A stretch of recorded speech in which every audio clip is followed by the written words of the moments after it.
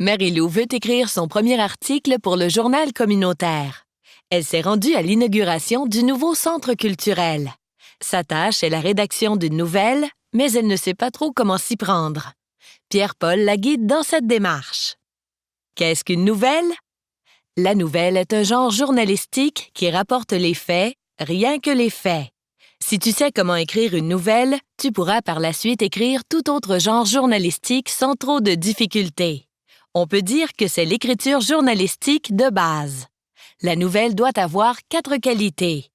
Elle doit être vraie, elle rapporte un fait nouveau ou qui contienne un élément de nouveauté, qu'elle soit significative et, bien sûr, qu'elle soit intéressante pour le lecteur. Comment écrire une nouvelle?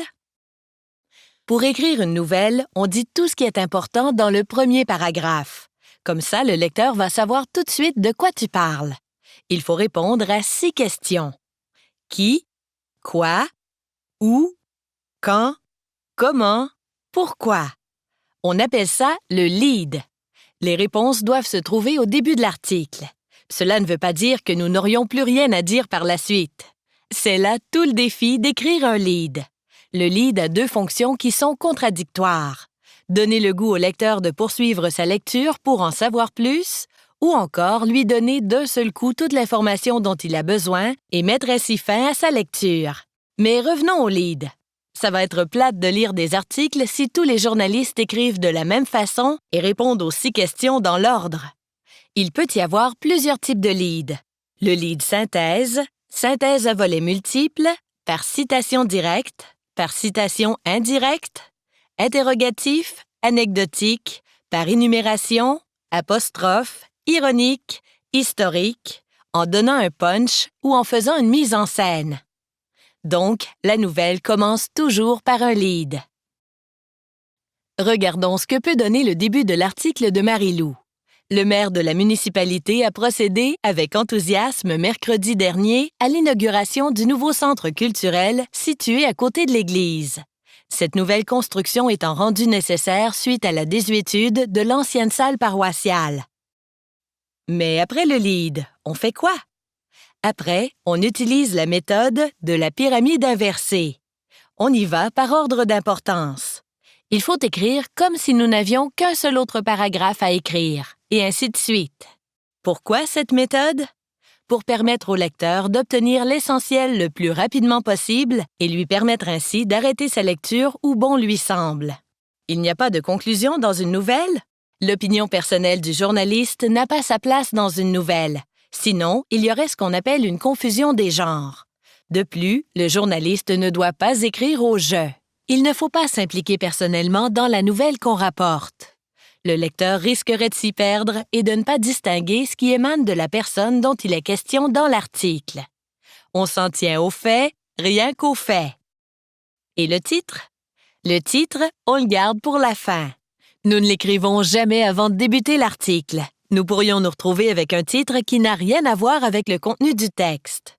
Nous attendons donc d'avoir terminé l'article avant de lui donner un titre.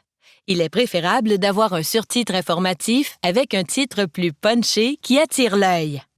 Est-il préférable de faire des intertitres? Bien sûr, les intertitres sont là pour guider l'œil du lecteur. On peut les mettre à chaque paragraphe ou aux 2 paragraphes si ton texte est long. L'intertitre doit résumer en 2 ou 3 mots l'idée de ton paragraphe.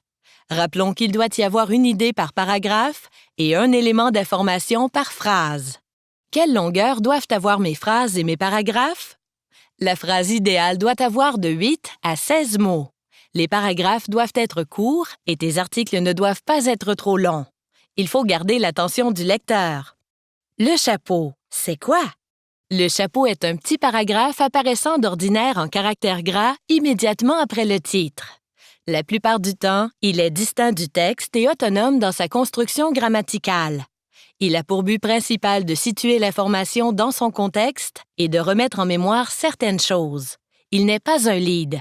Il n'est pas nécessaire de mettre un chapeau à tous les articles, seulement lorsque cela s'impose. Quels sont les trucs et astuces pour s'améliorer? Il faut rapporter les faits en utilisant le moins de mots possible.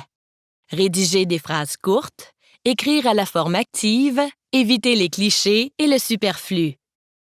Pour un journaliste, il est important de ne pas écrire une ligne sans être totalement certain de l'exactitude des faits qu'il rapporte.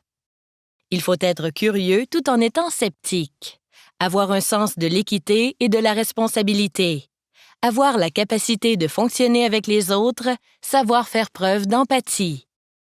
Comme ultime recommandation, il est fortement suggéré de lire les journaux, de comparer les articles et surtout les leads. Enfin, vous pouvez consulter le DVD de formation de l'AMEC, l'écriture de base journalistique, écrire pour un journal communautaire. https://amecq.ca/publication/outils-de-formation/.